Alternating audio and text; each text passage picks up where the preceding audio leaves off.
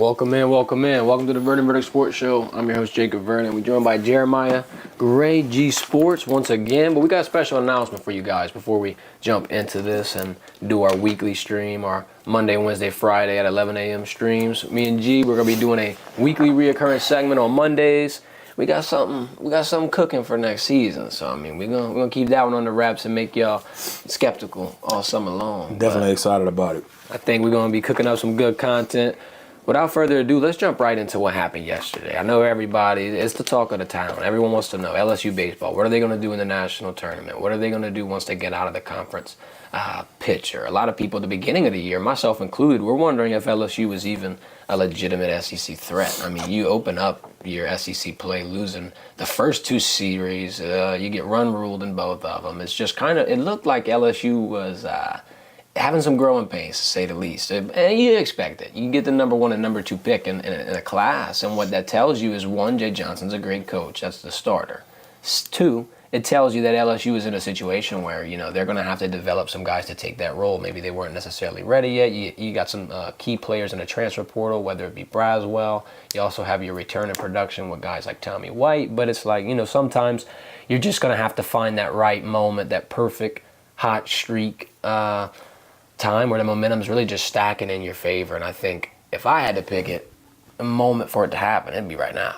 No doubt. Jay Johnson is one of those coaches where you got to go through his process. So the early growing pains that you seen the LSU baseball team having at the beginning of the year, you can tell just listening to him in his press conferences that he wasn't too worried. Of course, he knew they had some things they needed to work on to be in position to be hitting a stride when they get to postseason play. But he understands that they kept their head down and stuck to his process, that they was going to start getting hot around this time of the year, and that's what you're seeing in the SEC tournament. Well, that's what you saw. And it's like, you know, I don't want to bring the Twitter machine into everything, because, you know, Twitter is it's just like, it's, I'm going to say viable, but it's like, you know, people are just saying whatever they want. Right. You give anybody a platform, they're just going diarrhea to mouth all the time. You see people talking about Jay Johnson calling for his job as early as like March, April. It's like, come on, guys. And now here we are at the end of May, and everyone's looking at LSU getting back to the national legitimacy, getting back to a potential number 2 seed. The tournament seeding is going to be announced tomorrow. Right now, with the projections, according to D1 Baseball, they're going to be in the Clemson side of things. It's not a horrible matchup. I mean, like I said, just getting in this situation in general, I think, is a success, just because it shows that Jay's able to steer a ship. And then also, like, let's talk about the character of the group. When you get put into adversity, especially in sports, you find out really quick what your team's made of, really quick what you got in terms of leadership and this and that and the other. From what I saw yesterday, if you're the 11th seed, you're playing the 1 seed. If you're taking them to the 9th inning, if you're having everybody bite your nails, if really you're one moment, one era away from sealing the game, I feel like that's something that you should pride yourself on. If you're the number 11 seed, you're turning heads, and you made it to the SEC title game. You beat the South Carolina in the game prior. You actually showed, hey guys, this could be our conference. I know everybody saw what they saw over the season, but guess what? You win the rings in the end. I think that what people got to understand when you're watching this LSU baseball team, in mid-April, the same Tennessee swept them, right? And it looked like they wasn't even on the same stratosphere as Tennessee. And for them to show what they did yesterday, I think if Nate pitches when I say I'm not going to say the whole game, but if he pitches 5 innings, they probably win tomorrow. But Jay Johnson is thinking ahead. He's thinking about the big stage. He's thinking about the tournament. And so he didn't want to put Nate in a position where, you know, he gets an injury like Tennessee pitcher did. Right. And so he pitched those 2 innings, 2.5 innings? 2.2, yeah. Yeah, 2.5 innings, and then he pulled him. And what he had, 4 strikeouts, 5 strikeouts or something? 6 strikeouts, I'm sorry. 48 pitches. And 48 pitches. So, and he's done good against Tennessee this year. So, I think Jay is very confident going into this tournament. Tennessee is probably the best team in the country. You know, that doesn't mean they're going to win it all, but you know, if you go toe-to-toe with a team like that, Jay Johnson feels real good about going into this postseason, man. I think LSU will have a chance to go to Omaha. And that would shock a lot of people because, getting written off as a national champion is a little weird. You know what I mean? You get the target on your back. You got all the pressure. It seems like that could be the explanation as to why some things were kind of slow in the beginning.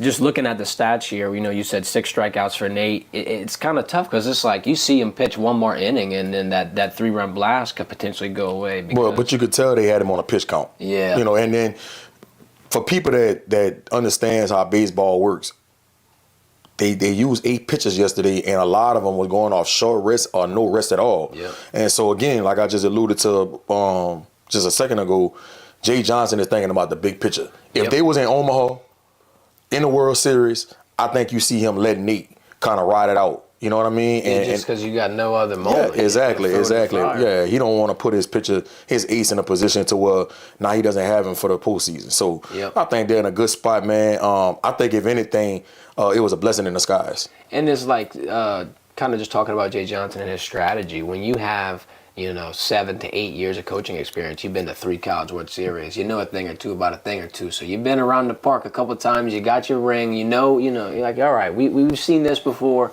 We're just going to take our lick. Y'all can have the SEC title. We'll be locked and loaded for, a moment potentially in the NCAA tournament. So it is a good strategy. And then another thing, too, like you were saying, Tennessee's pitcher gets, we don't know exactly what it is, but he gets a little banged up. He gets a little bit, I don't think it was anything serious, though. No, and I hope it wasn't.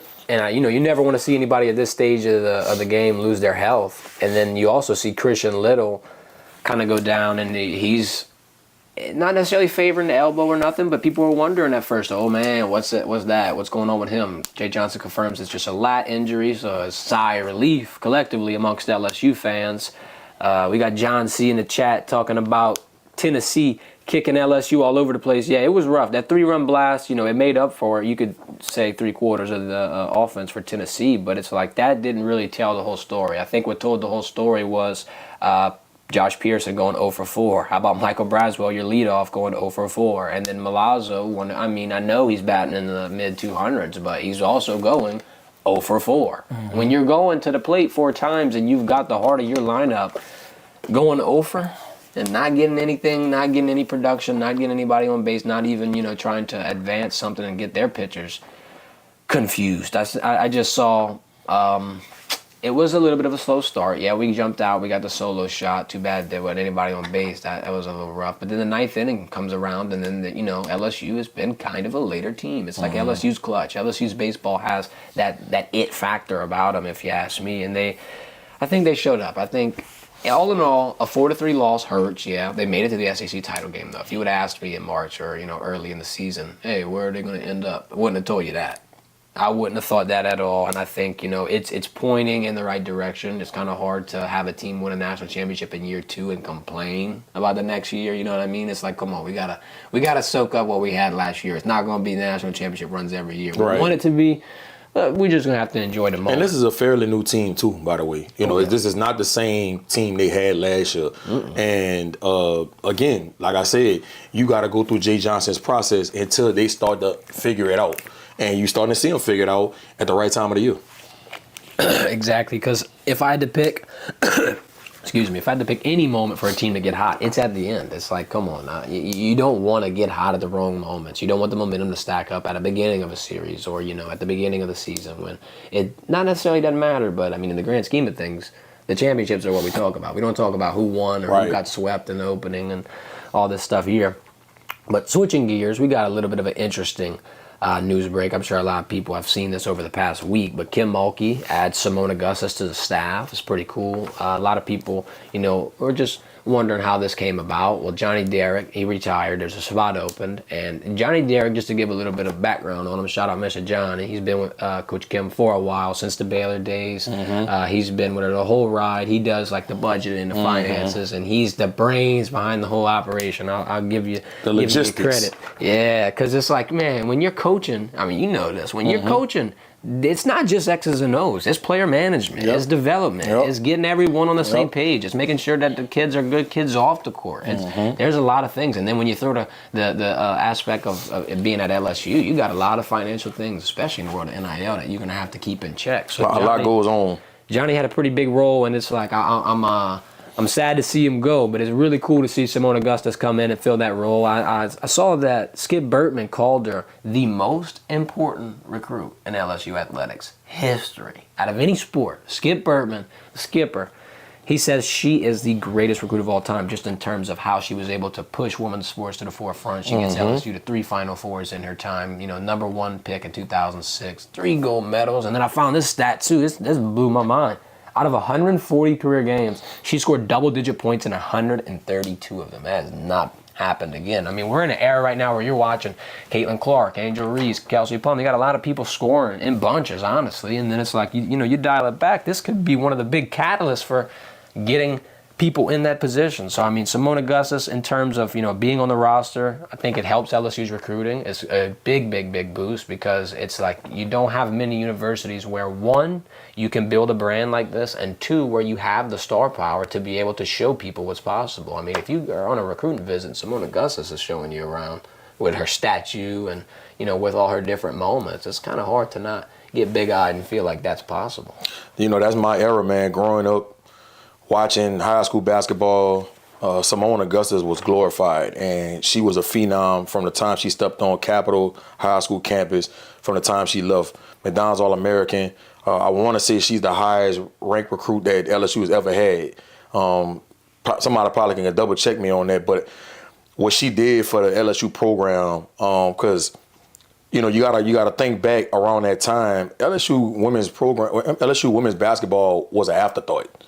And when Simone arrived on campus, and then they got a few other people to come, Sylvia Fowles and people like that to come, it just elevated that program to another level. No, they didn't win a national championship, but putting them at the top of the forefront of women's basketball, getting to all those Final Fours, started the trend of some of these top girls want to come to LSU.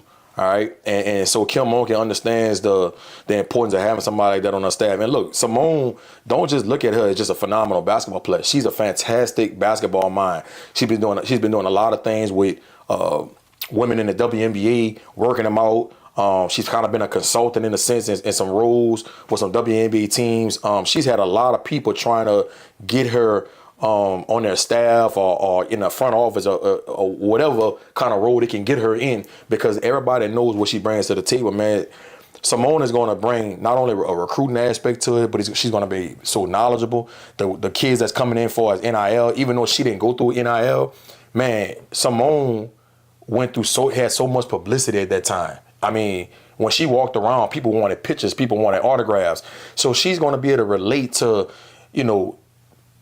these kids that's coming in with so much stardom, people that's verified on Instagram, people that's going to get famous while they're playing for Kim Monken. Because look what happened with Angel Reese. Look what Flaw G. Flaw G is going to be able to talk to someone and have those conversations about how to handle certain things. So I think she's going to bring a great aspect to that staff, and Kim Monken knocked that out of the park, replacing her longtime assistant with somebody like Simone Augustus. Man, I'm excited to see it. She's one of my favorite basketball players, not just like women's, but period. One of my favorite basketball players of all time out of Louisiana. And what you said about the development, that's true. I mean, you got talent like galore on LSU women's basketball, from Anissa Morrow to Flau'jae to Michaela Williams. And then honestly, I'll shout out Aaliyah Del Rosario also, because when Angel Reese leaves, a lot of people are thinking you don't have the rim protection, you don't got the rebounds, you don't got this, you don't got that. Aaliyah is in a spot where she's 6'4", she's almost 6'5", I think, and she's going to be able to be that lengthy figure when she gets physical and big bodies. Everybody, they call her old Mack truck. I mean, she gets into that figure. I think that the sky's the limit. Also, Flau'jae Johnson is probably a generational talent. I mean, looking at how she's played in the NCAA tournament alongside Haley Van Lith, Angel Reese, stars. She's still eating. She's still getting hers. In her freshman year, she won the national championship. Exactly. And that speaks volumes, because your team, that's contagious. If you're fearless, if you're confident, if you're trying to get all your people on the same page, I think that, being more confident and more brash and more, personable is better than not. You want someone who's the flashy it factor. And when you think about the development of somebody like Michaela Williams, who I think is going to be a top 10 pick in the WNBA draft when it's time for her to come out, watch the development of her having somebody like Simone on staff. They played the same position as small forward, kind of can play that power forward position a little bit stretchful. Simone is going to give her nuggets and those gems and show her different things and skill development workouts on how to take her game to another level. Yep. And I think you're going to see that pay off because of Simone. Kim Monke does a great job developing point guards. She played point guard at Louisiana Tech. That's her forte. Now you bring somebody like Simone in and show Michaela Williams on how to take her game and elevate her game to the top of the top. Man, I can't wait to see what she does with Michaela Williams. They probably meeting up every day in his offseason to prepare her to be the guy next year on that LSU team, and I can't wait to see it. And then it's like Michaela's going to be here a couple years. I'm sure Flage will be here a couple years. Next year, you got Anissa Morrow in her draft year. She'll probably go top 5. Michaela's top 5. Flage is going to be hard to not be the first pick if she keeps doing what she's doing. I think, the sky's the limit for LSU women's basketball, and they're definitely in a situation where, you add Simone Augustus to the staff, you pair her with someone like Coach Bob Starkey, and you get them in the film room. Oh, man. I feel bad for whoever they play. That's all I got to say. And then you got to think about it. They just revealed the statue of Simone. So those girls in that program, Simone's been coming around. So it's not like she's going to come in and they're going to be unfamiliar who she is, she's been coming around. She's been showing up. And I think that's going to play a big part into it too, because you could tell, man, Simone, she wanted to be in a situation where she was going to be comfortable, and I think she talked about it in a press conference that it wasn't going to be unfamiliar territory with these girls kind of being around her and understanding who she is as a person, and I think that's going to make things kind of happen organically when you see her start getting into this role of being an assistant coach. Man, I just think that this was a home run hire for Kim Monke, and I think that Simone had so many opportunities that she could have take, but she decided to stay home in Baton Rouge, man, and help this LSU program out. And the one thing I'll say about LSU before we switch gears here is that they are in a win now mode, whether it be Scott Woodward, whether it be football, baseball, women's basketball, gymnastics, track and field. I mean, come on, I can keep naming things. LSU, I think the golf team I don't know if they made it to the national championship. They hosted it at the U Club, and then the women's have a lady who went into the Women's Open as well. I mean, golf, swimming is kind of picking up as well. I know we're going to have some Olympic athletes. If you want to be branded, if you want to capitalize outside of the sport that you're playing, come to LSU, man, because LSU is doing a great job of branding their athletes, man. It's just different. Yeah, it's like in this world of NIL, in this world of recruiting, in this world of everything, if you're not first year last, everyone's changing, everyone's doing something, you got to stand out. I mean, let's even look at LSU football and what they've been doing with the Travis Scott appearance. Something as simple as that is huge. Ruben. Because there's nobody, you see him go to Texas. Yeah, you see him go to USC. But it wasn't publicized like it was at LSU. And then he didn't do the concert. Then he doesn't come here and just show that, hey, LSU's the spot. This is the Mecca. Plus, I mean, Jay Daniels goes with him to UT. It's like they love the LSU brand so much so where you're bringing some of their star players to make appearances at other schools. It's like this brand, the 3 letters, I think is probably the most prominent brand in college sports. I really can't think of anything next to it. And you look at the analytics, you look at the impressions, it's kind of like numbers don't lie. And I mean, with LSU baseball, ball don't lie either. I think what makes LSU special too, man, they do a good job of branding their athletes and getting it on the forefront of the national stage. But it's the tradition. It's the location of where LSU's at. You're in Baton Rouge, right? Most, University of Alabama, Tuscaloosa. No disrespect to Tuscaloosa. Right. You know what I mean? Texas A&M, College Station. A lot of these big-time programs are in small little towns where there's not much to do. There's a lot to do in Baton Rouge. And you're only an hour away from New Orleans. Exactly. You know what I mean? And so it's so much culture down here on the Bayou, man, and in the Baton Rouge area.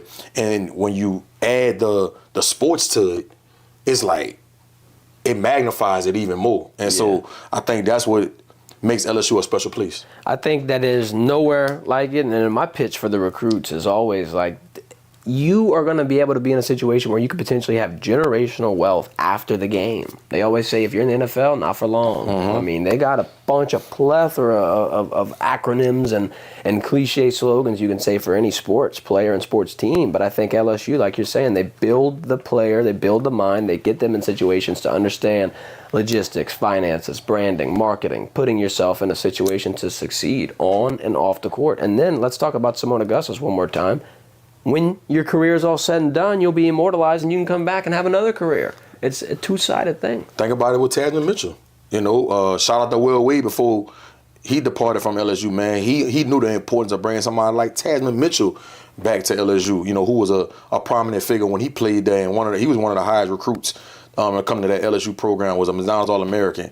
And so I think they understanding when you bring those kind of figures back to LSU, it brings a whole different dynamic to your program. Yep, I agree. It gets people excited, hyped, and you know, when you look like you bought in, it's a little bit easier for you to get people to come. Right. It's a little bit easier for people to see that same vision. And you know, the vision I see, at least for LSU, is that this is going nowhere anytime soon. It's probably going to keep growing. This is going to be a monster, and the monster starts with the recruiting efforts. And I think, you know, at LSU, in LSU football's case, you're in the off season. You just finished spring ball. You kind of got to see your early enrollees. You kind of got to see, you know, what you're working with. Yesterday, you get the rest of the class moving in, and I know we got some head turners in that class. I think we're not done yet in terms of people that could potentially get on the field, in terms of people that could potentially, you know, be a LSU legend we're talking about with the branding and with the opportunities. And they got the next generation here, step a foot on campus. What you think about this recruiting class and then the potential next recruiting class that LSU's pushing for in the football world? Man, so I think they had 11 early enrollees that came in mid-January. I thought that was very pivotal because they got to start their process early. For any high school kids that's out there, man, that's in the 25 or the 26 class, man, do all you can to put yourself in position to be an early enrollee. It puts you ahead of the curve so much. You know, when you think about somebody like Dominic McKinley, where if you look at LSU's D-line, they're thin. And they've been trying to go in the transfer portal and missed out on a couple guys. And then they added the kid from Wisconsin and the other kid from Grand Valley State. But it's still a big question mark on that D-line. I think somebody like Dominic McKinley, right, who was the #1 overall player in the state from Acadiana High, he's going to have to be asked to play early this year. And he's going to have to be asked to play significant snaps. During the season, Dominic McKinley weighed 270 pounds. He weighed in at LSU when he moved in on Saturday. He's 312.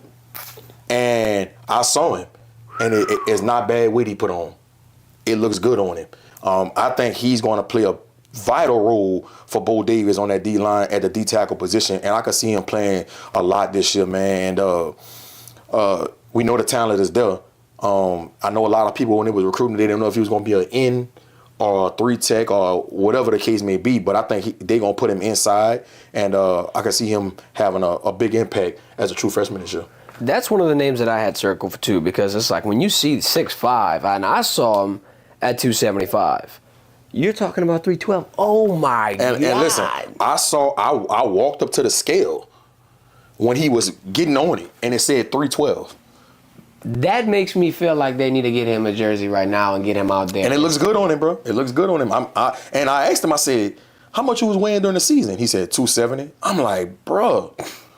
And what you eating, fam? Man, he eating good down there in Lafayette, bro. You know they got that good food down there. So Dominic McKinley, man, I see him. He already looks like he's a college football player.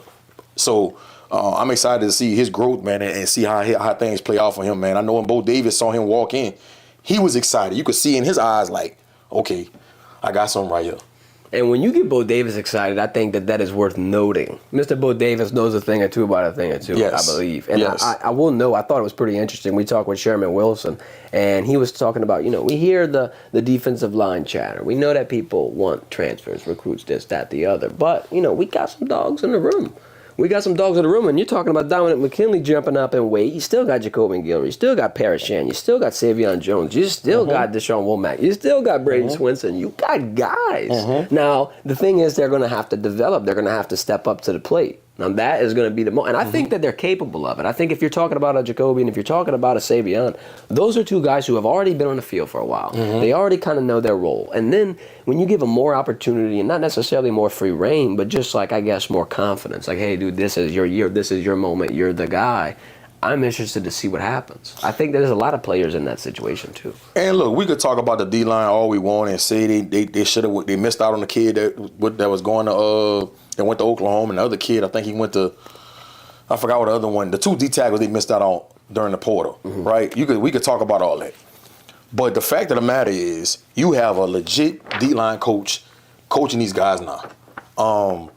And I think you see the best out of I think you're going to see the best out of this group this year, right? Now, are the Deshaun Womack and Savion Jones and Guillory, am I saying these kids going to be first-round picks? I'm not saying that. Right. But I think Bo Davis is going to do a good job of making sure they're technically sound, understanding their assignment, and holding them accountable. And they didn't have that consistency in that D-line room from a coach standpoint the last couple of years. And so I think you're going to see the best out of that group, and I think you're going to see somebody like Dominic McKinley flourish as a freshman, man. And you know, the way Blake is going to call that defense, I think it's going to put him in position, man, to be successful. So, you know, I'm excited to see it, man. And then you got some, you know, the corners coming in, Jawan Johnson. I think he's going to have an opportunity to play as a true freshman. 100%. Because that's another question mark that people are talking about with that secondary. I think at fall camp, it's going to go down. I think fall camp, you're going to see a lot of competition in that D-line room and in that secondary, because there's not a legitimate person in the corner, out of the corner, where you just say, all right, I know for sure he's the starter. Now, you could see you projecting Ashton Stamps to be the starter. You're projecting J.K. Johnson from Ohio State to be the starter. But you don't know how that's going to play out, because somebody can come in and separate themselves. And we know that Corey Raymond he going to put the best player on the field.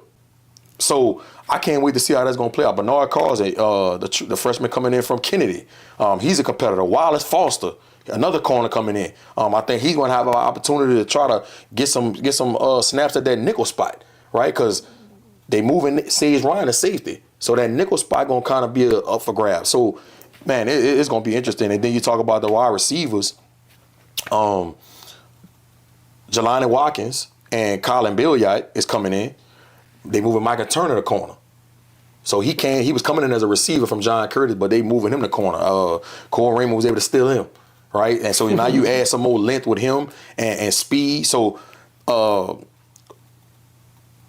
Jelani Watkins, 5'8", 5'9", ran a 10-1 and 100. I think they probably gonna have a couple packages for him where they could try to get him in space and utilize his speed. And then you got somebody like Colin Billiard, 6'3", 185 pounds. I think he'll have an opportunity to get some snaps here and there, because when you talk about Kyron Lacey, Chris Hilton, and then backing them up will be Sheldon Sampson and C.J. Daniels from Liberty that transferred in, right?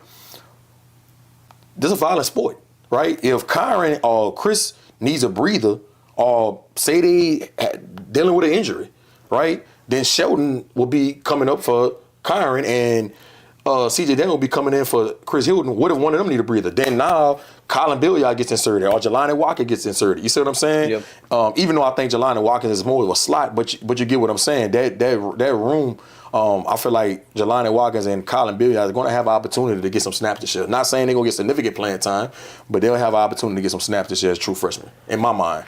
And I agree with the Juwan Johnson thing, and I 100% agree with the Colin Billiard and the wide receiver side of things, because what I like at LSU is the offensive minds that we have all together, whether it be Joe Sloan, Cortez Hankton. I'm not saying in college or in football in general that offenses are kind of like, offensive coordinator wants to do one thing, wide receiver coach might want to do another. It seems like LSU's on the same page all the time. I mean, you saw them co-offensive coordinate during the whole game. So it's like these guys are two peas in a pod. Cortez Hankton's going to be able to understand exactly what Joe Sloan wants in terms of his passing game or his development of a potential backup or the schemes that these guys would see the field in. And then with that being said, Cortez is going to put them on a developmental plan to get there. If you're looking at what Malik Neighbors did as a wide receiver too, with Keyshawn Boutte on the team, he leads the team in receptions. Next year, oh my God, Malik Neighbors might be the best wide receiver in LSU history. So a few years with Cortez Hankton is very beneficial. I couldn't imagine 4. I couldn't imagine being a freshman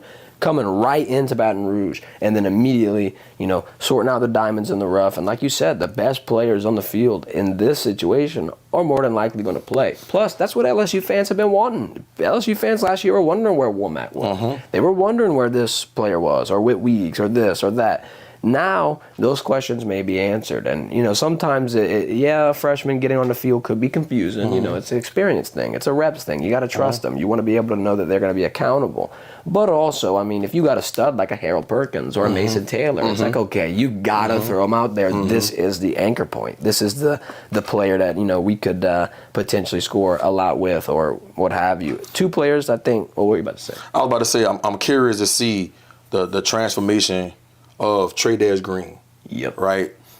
I know they pretty solid at tight end with Mason Taylor and Pimpton, and Trey is coming in to play tight end. But I could see him having an opportunity where, they could probably put him in some situations where he's playing receiver in a sense. Still being a tight end, but they motion him out. If they're in trips and put him on the backside by himself in a red zone situation because he's 6'7", and all you got to do is throw it up to Trey Dez. He's a freak, and he's one-on-one with the average corner in college football, which is probably about 6'5", 11. Man, it's going to be one-on bum in my mind. And so I'm curious to see how Trey Dez is going to get acclimated to the playbook, just getting used to how they do things at LSU and seeing if he can have an opportunity to have some moments where they throw him out there and get a mismatch, right? Because Trey Dez is a generational talent in my mind. I think it's only a matter of time until, whether it's this year or next year, till we start talking about him as one of the best players in the country. And then what I like the most about the Trey Green situation, like you said, 6'7". Saints fans, if you're in the chat, doesn't it sound like Jimmy Graham? This is Jimmy Graham all over again, and Jimmy Graham's one of the biggest red zone threats I think I've ever seen in football. But I like that Mason Taylor's in an NFL draft year where he could potentially be the veteran in the room and help Trey see the light, help him get to where he needs to be. I think when you have somebody that I think Mason Taylor's a first-round pick potentially. I think possibly. I feel like his his floor would be second round, but I think if he has a year where Garrett Nussmeier isn't going to be as mobile, isn't going to be moving around as much, he's going to be doing the short passes. He'll be looking in the short field. Plus, I think a really cool thing they could utilize with all of these tight ends, whether it be Pimpton, whether it be Mason Taylor, Mac Markaway, Trey Green, you have a hell of a lot of blockers. And then you pair that with the offensive line. Which is probably going to be one of the best, if not the best in the SEC. This is going to be, I think, I'm not saying Nuss is going to have all the time in the world, but it's like, oh my God, we could really see him dot up some offense or defenses. I think that LSU's offense could potentially still average 28 to 35 points a game. And if that's the standard, I'm a little excited to see what's going to happen in terms of the end of the year ranking. Because, if you rank 13 with the defensive struggles you had last year and pair that with the number 1 offense, it's a little interesting. Let's say the offense goes to number 5. If the defense can just climb up in any way, shape, or form and be able to get 1 or 2 extra stops, I think that's all you need. You were in a lot of close games. You were in a lot of situations where you were there. You were close. And I think we're starting to see those answers, or like Brian Kelly said last year at SEC Media Days, the leaky air in the tire get patched. They might have just got a new set. So, year 3 for Coach Kelly has been pretty promising. This 2024 class is super talented, bro. I would be shocked if this class doesn't win a national championship at some point before they leave. And if this one doesn't, then you got 25 too, because 25 is still getting built, and that's like already mind blowing what we got. Led by Bryce Underwood and Harlem Berry. Yeah, and then you got the inside offensive tackle. You got some mix-ups in terms of wide receivers, but I think 2025. We're going to get to see a little bit of them this weekend potentially, because they have a 7-on-7 tournament coming to LSU, but I don't know exactly how many major 2025 recruits will be in attendance. Yeah, I don't know the list of teams that's going to be at the 7-on-7 camp on Sunday, but I know as far as the elite camp, some kids that has an opportunity to get their LSU off if they go out and have a good showing. One of the top kids that I think will end up getting an offer when he goes to camp is Aiden Andy, the DB from Ruston High School. He's about 5'11"-ish. I mean, dude is the one of, if not the best corner in the state for that 2025 class in my mind. And then if you see him on a basketball court, he plays point guard. I mean, he picks his man up 94 feet, has great feet and great lateral movement, has great ball skills. I think that he's somebody that Corey Raymond is going to fall in love with when he see him at camp. Somebody else, he's in his 2026 class from your alma mater, man, Terrebonne High School, Orion Mosley. Try Paris, stand up. I think Orion's going to end up going to camp, and Dad Davis is going to fall in love with how good he can move and how he can bend, his size, the measurables, and he has 2 years left. I think his biggest offer right now is Penn State. So I think Orion Mosley from Terrebonne High School has a great opportunity to go to camp and earn an offer. Opelousas DB Landon Hammond. This kid's about 6'2". I'm kind of on the fence if he's going to play corner or safety in college. For his high school at Opelousas, he plays corner, but he's so damn long, moves really, really well, good hips, can turn and run. I think, and if you know Corey Raymond loves long corners that can run. And he was on that 4x1 track team too with Opelousas. I think they placed like maybe 3rd or 4th at state. So he could run, man. And then the last kid is another kid from Opelousas, Corey Amos. Plays linebacker, about 6'2", 215 pounds, committed to Ole Miss right now.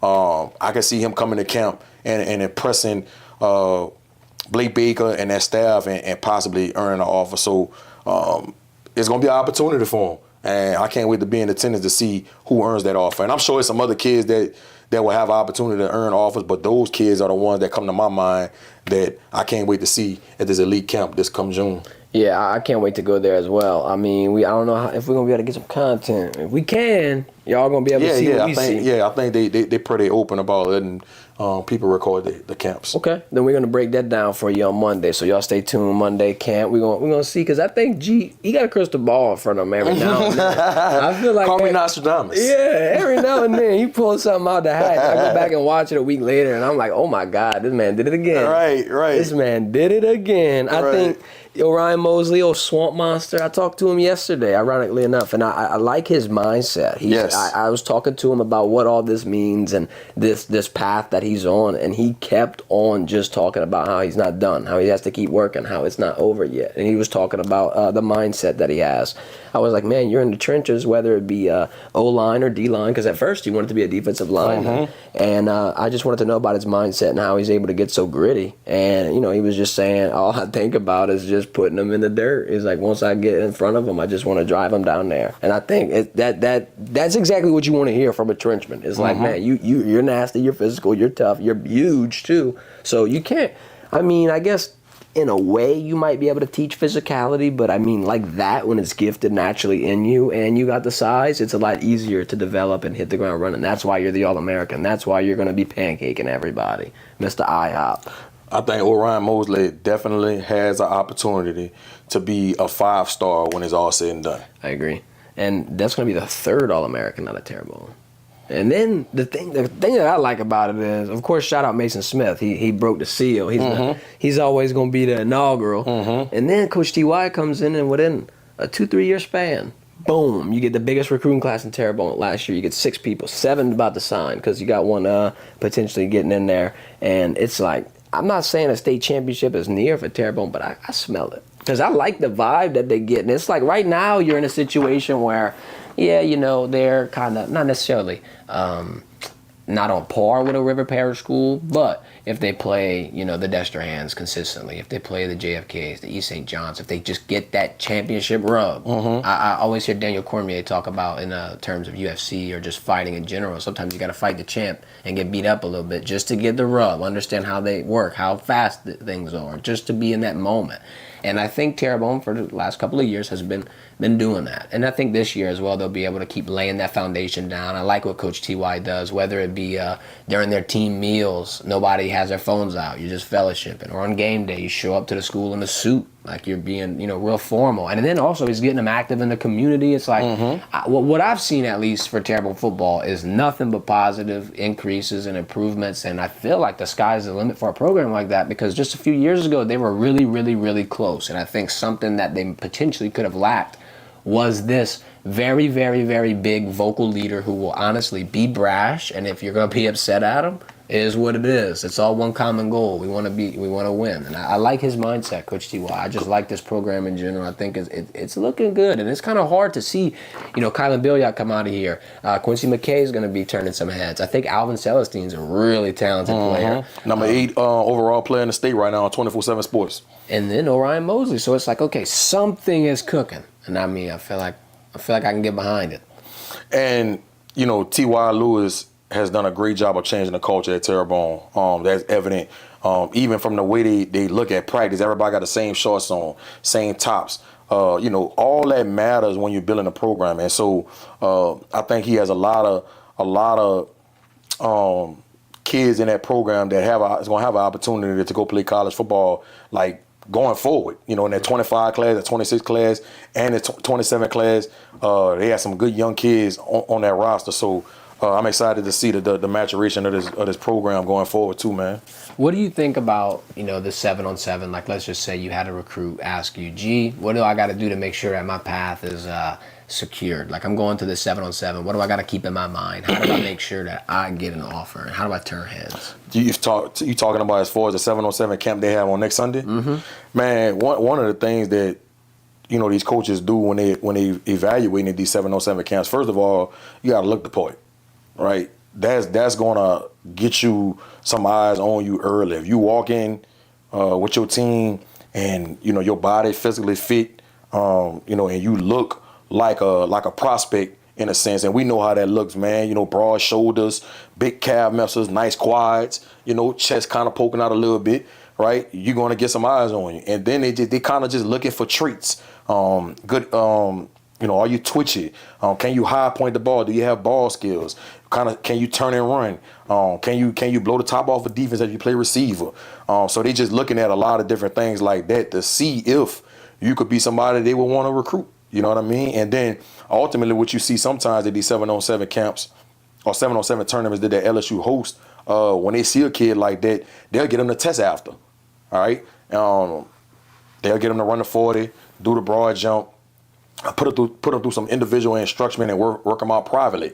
I've seen that happen on a number of occasions after a 7-on-7 tournament. And you see some kids get an offer, or you see some kids that, they might not get an offer that day, but later on, in their senior year, they end up getting an offer late. And so some good things come from going to that 7-on-7 tournament at LSU. So I'm sure they're going to have some kids out there. I don't know, like I said earlier, I don't know the list that's on hand. I'm pretty sure there's going to be some really good teams there. And I'm excited to see how it's going to unfold on Sunday. And I'm pretty sure Kylan got his offer. Yep. Kylan Billiot got his offer at the 7-on-7 camp. And what happened, I'm glad you said it. He actually tested right before the camp.